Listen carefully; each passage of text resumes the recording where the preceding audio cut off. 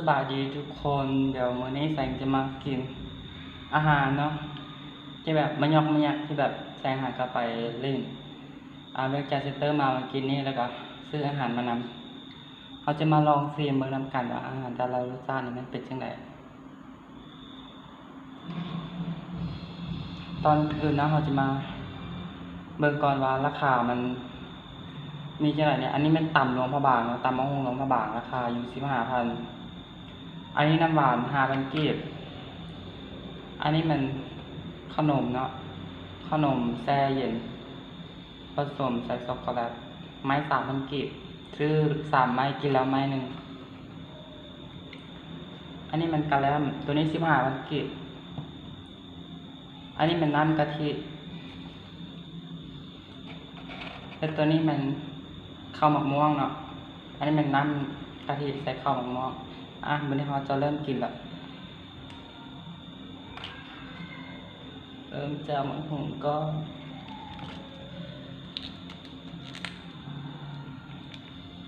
ลองสีมะฮุงของพระบาง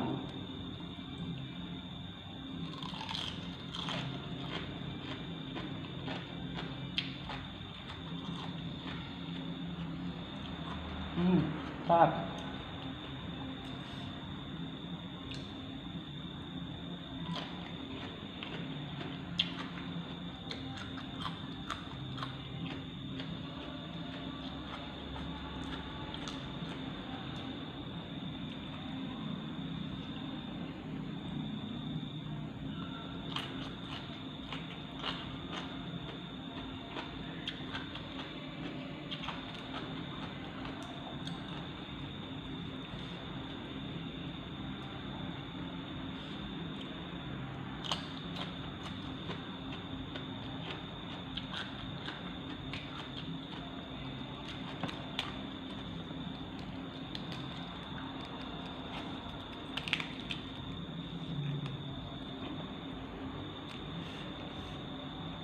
กล่องใหญ่ๆครับ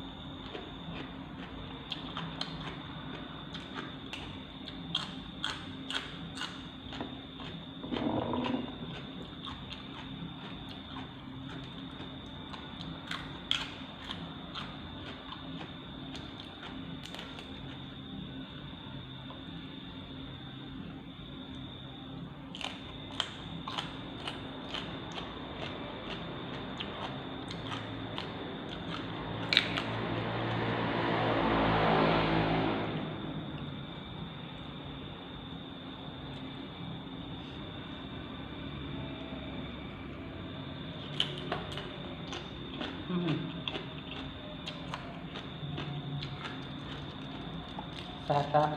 มาแล้ว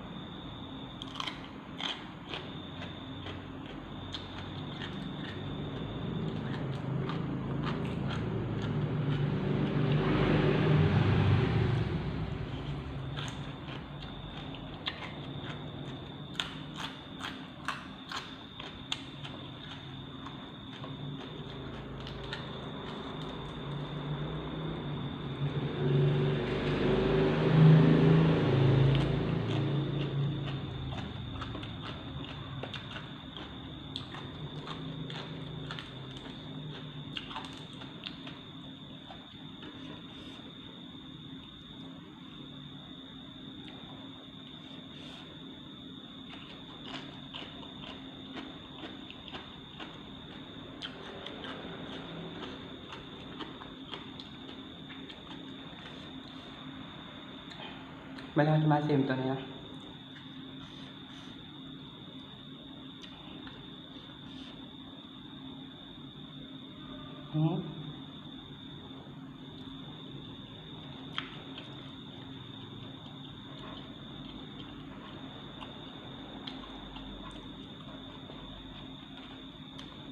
ข้างในเป็นขนม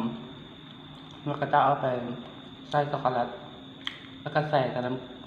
น้ำก้อนมาแล้วมันก็เลยแข็ง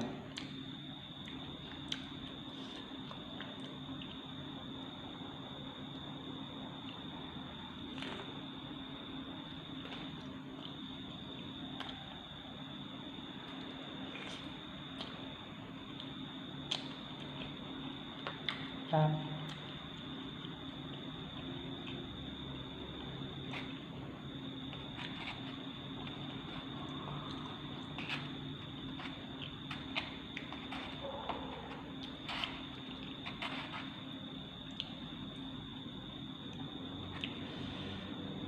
เขาจะมาต่อน้ำหวานเลยนี่มีมะพร้าว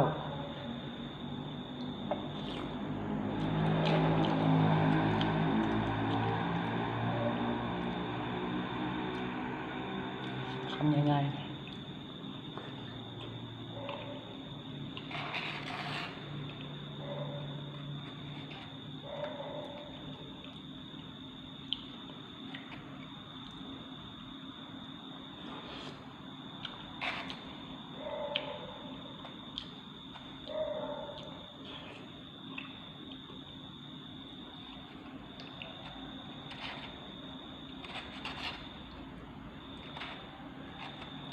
ทุกคนมีเผือกนำนะมีเผือก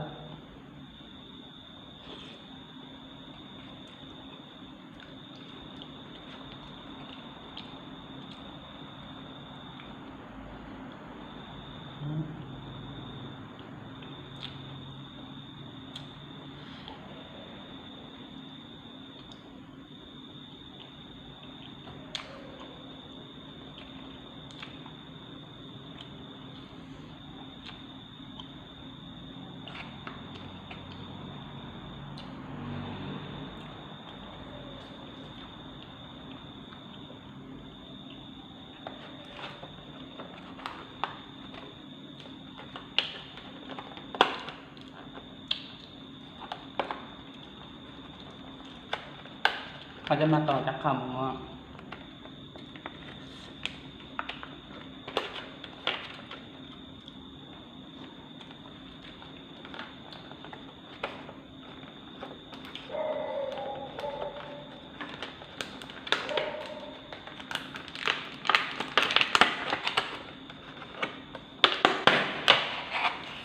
เปล่า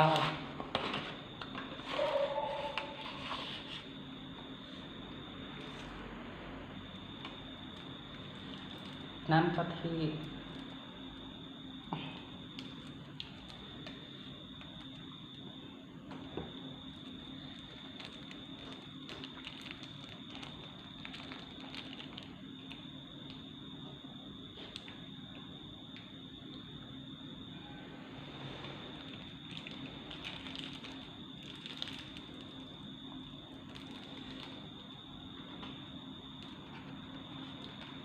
เบิ้ง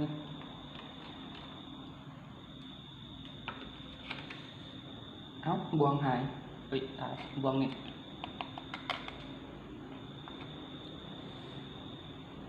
เดี๋ยวจะเริ่มจากมะม่วงครับทุกคนมะม่วง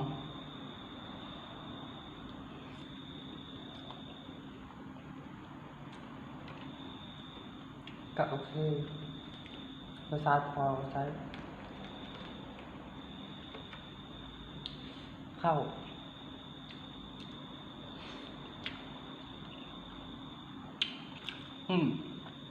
เข้ากันดีเมื่อวานเกินไป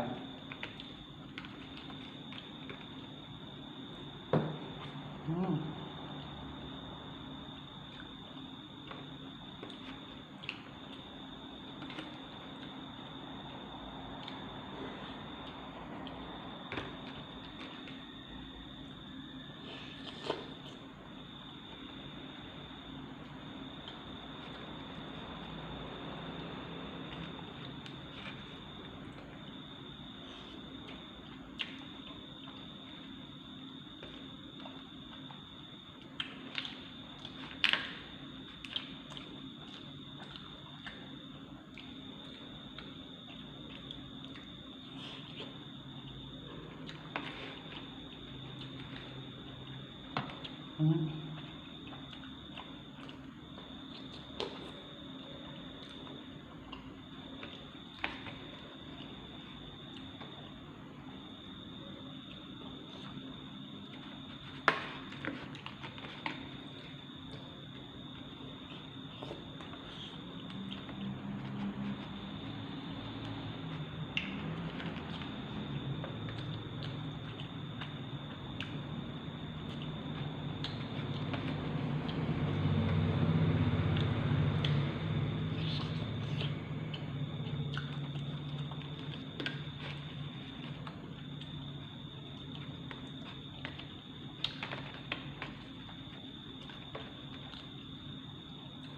ใช่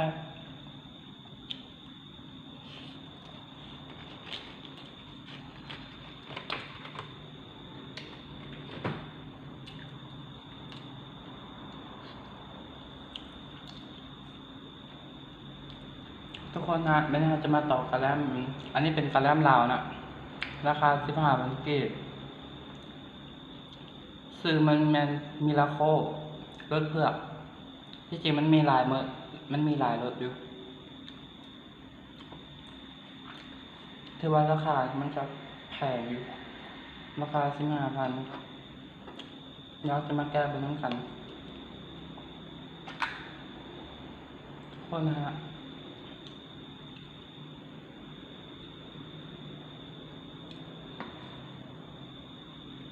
ก็จะว่าบ่วงมันอยู่ในนี่เนาะนะครับจะแกะ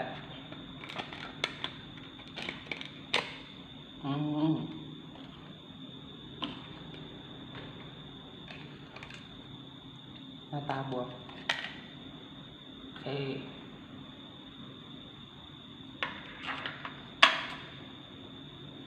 จะเริ่มกินแล้วเด้อส่วนผสมมีนมสดครีมสดแล้วก็นมผงน้ำตาลแล้วก็มีผงแล้วก็มีเผือกเนาะโอเคเฮ้ย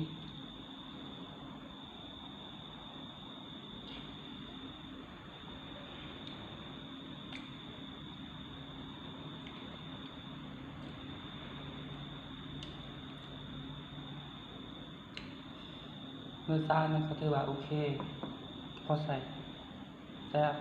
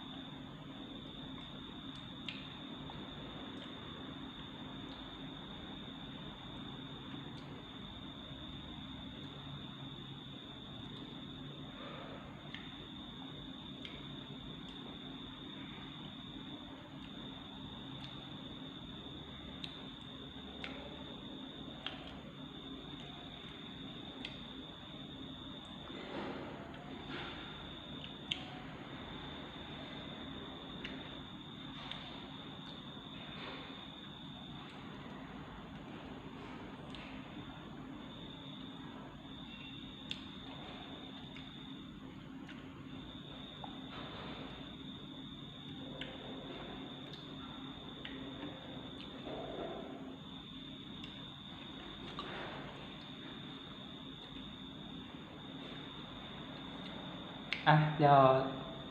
แซงคอสรุปเนาะก็คือผลิตภัณฑ์ของเรานี้ถือว่ารสชาตินี้ถือว่าแซ่บอยู่แต่ว่ามันราคาจะแพงนิดนึงเนาะแพงกว่าของไทยประมาณนี้เพราะว่าวัตถุดิบบางส่วนยังนำเข้าอยู่ถ้าราคามันถูกลงกว่านี้ถือว่าจะโอเคตอนนี้ก็ฝากกดติดตามเลยเด้อขอตัวลาไปก่อน